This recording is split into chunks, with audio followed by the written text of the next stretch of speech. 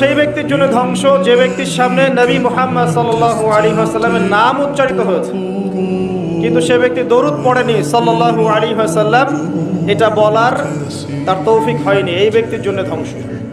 তো যখনই নবীর নাম আসবে অবশ্যই সাল্লাল্লাহু আলাইহি ওয়াসাল্লাম পড়বেন। যখন দেখবেন কোরআন আপনার বাসায় পড়ে আছে আর কোরআনের উপরে ধুলা জমে গেছে, তখন বুঝবেন যে আপনার কলবেও ধুলা জমে গেছে, আপনার কলবের মধ্যে এখন পরিচ্ছন্নতা নাই, নূর নষ্ট হয়ে গেছে। এই কারণেই তো কোরআনের উপর ধুলা পড়েছে। আল্লাহর কাছে কি দাম আছে তোমাদের? 5 ওয়াক্ত নামাজ পড়ো না, কোরআন তেলাওয়াত করতে পারো না, আল্লাহর হুকুম আহকামের পরোয়া করো না, পর্দার ধার ধারো না, আল্লাহর কাছে তোমার মূল্য কি সেটা চিন্তা করো। আল্লাহ পাকের সুন্নাহ বোঝা খুব দুষ্কর। যাকে আপনি তুচ্ছ করছেন আল্লাহ পাক তাকে হেদায়েত দিয়ে আপনার চেয়ে বড় জায়গায় নিয়ে যেতে পারেন। যাকে আপনি বড় কাফের মনে করছেন আল্লাহ পাক কাল তাকে হেদায়েত দিয়ে ইসলামের খেদমত করাতে পারেন।